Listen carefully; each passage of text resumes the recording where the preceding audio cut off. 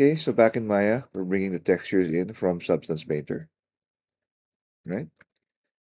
And just to set up, I want to get a dome light and bring in an HDR image,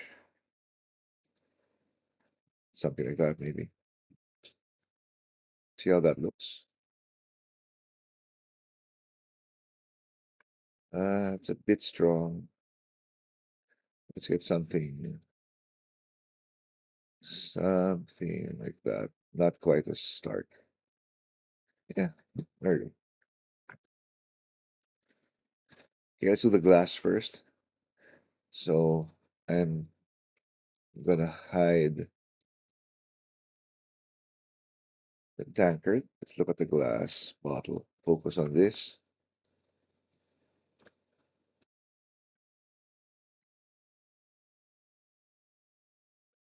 Like so. There we go.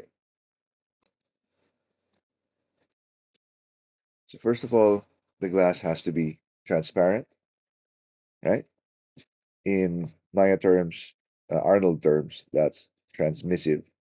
So I'll turn it all the way up so it's completely transmissive.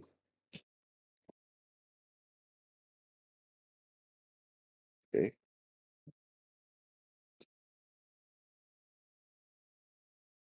And then we want to bring in the smudges. Okay, so the smudges, we bring that in under roughness.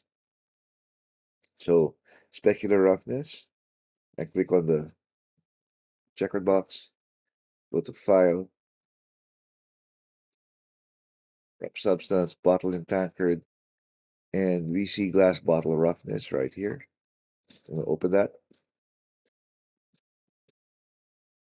Now it doesn't look right.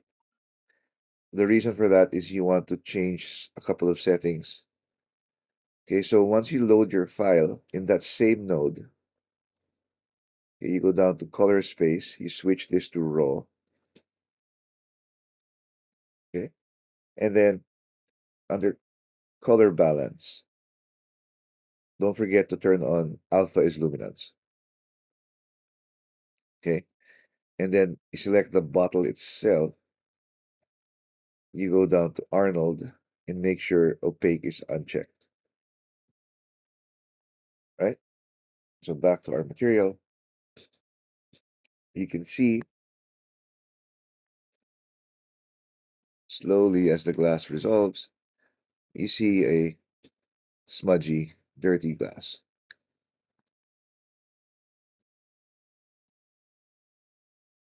Now, this may or may not be what you're going for. If it's not, then a couple of things you can do. You can go back to Substance Painter, adjust your maps there, re-export, reload. Or if you think it can work with a bit of adjustments inside of Maya, you can do it here. Okay. So if I go to my Hypershade, let me clear things, graph that. So you can see here, I have the file that's connected to my specular roughness. Okay, if you go back to that file and you under effects, I believe, yeah, you click color remap, insert. What's going to happen is it's going to make two new nodes, remap RGB to HSV and a remap wrap. Okay, now what you want to do is you want to connect the remap wrap into specular roughness. So in effect, instead of going straight from the file into specular roughness, it's passing through these two nodes first. So out alpha goes into specular roughness like that. And how that works is I can now select this wrap. So if I just get an area just to speed up the test.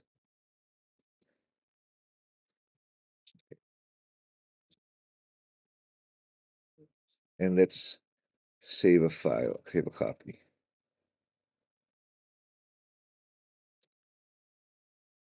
Okay, there. I can now adjust this by moving the sliders.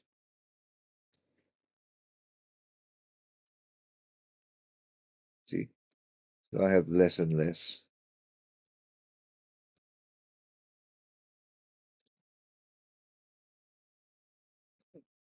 Let's give it a minute. See?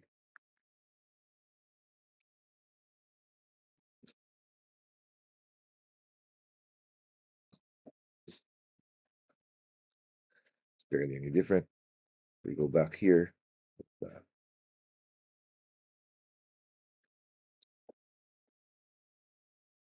Okay. So you have more smaller, more concise smudges.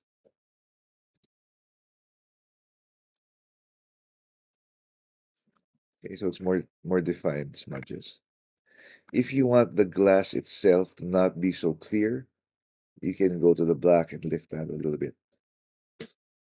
So even though the glass is smudgy, the glass itself is not 100% clear, right? Which is probably how you'd expect glass to be, unless it's really, really new or really high quality glass.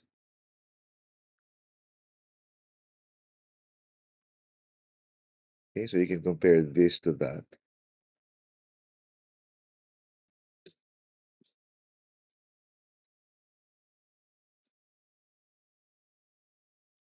Okay, and you can keep playing around here to see if you can get what you want. Otherwise, again, if it's a completely different pattern, for example, you want to go back and change it. But this is looking okay, right? So not quite as grungy, but still defined. Okay, so we can work with that. I'm gonna hide this now. Bring back my tankard. Let's work on this one instead.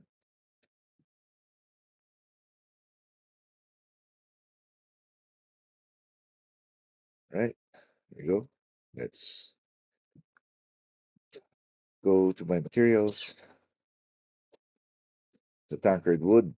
Let's load the wooded color file.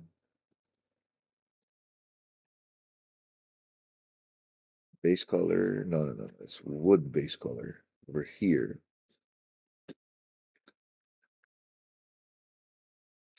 Give it a minute. There we go. And a couple of things here. Aside from roughness, we want to get height. Okay, so roughness first. And here we go. Not quite so noticeable, but it will be in other angles.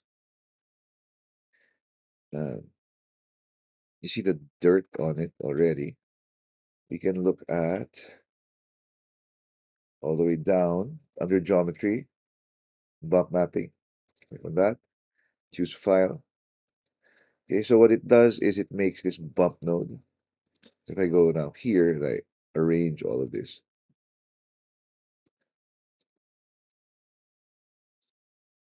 okay,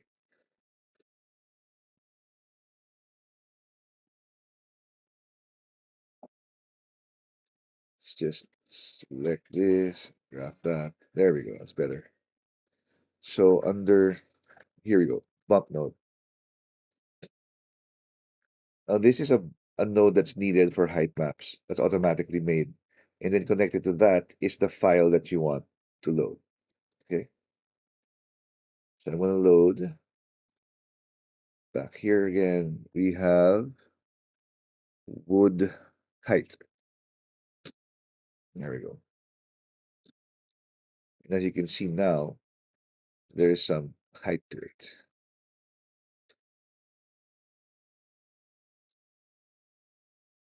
Right? So it doesn't look quite as flat. Okay, and if you go back to your bump node, this is where you control the depth of it. Okay, so 0, bump depth, not, no map. Say 1, might be a bit much. So you can go like 0.2. Okay, so it's there, slightly noticeable. right? 3.5. Then you just adjust.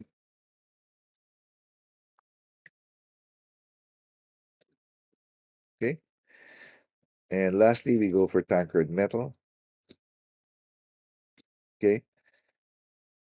Let's grab the metalness. All right. So I actually realized I did need a metalness for this one. So I went back and exported that. So if you watch the previous vid, I think I didn't export metalness, but I found out, yeah, you kind of need it. Okay. And our color has to be white to start off. There we go. And specular roughness.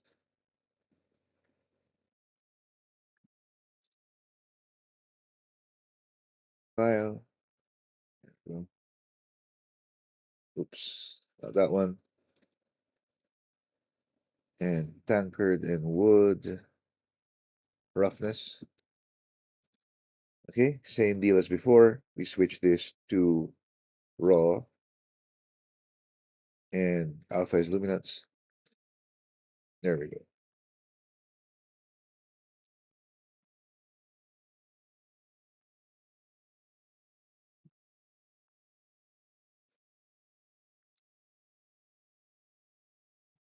Okay, and let's see what happens if I grab color. I think I have color. Did I export color?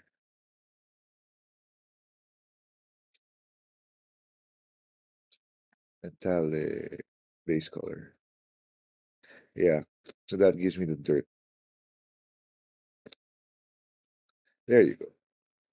So you got the dirt right here.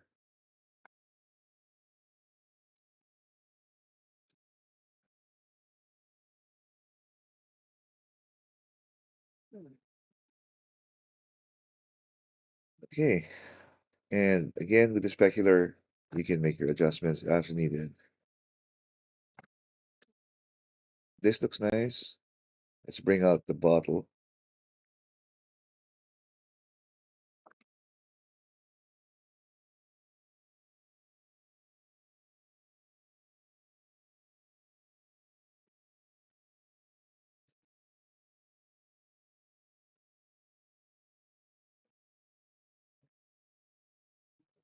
Okay, let's wait for it to finish rendering. See what we got.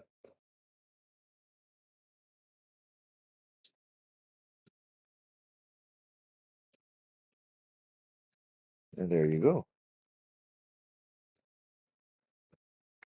See? So this is really the essence of rendering with PBR or physically based rendering, right? So your most important things are your diffuse, which is the color. You have your roughness for stuff like this, right? And your height.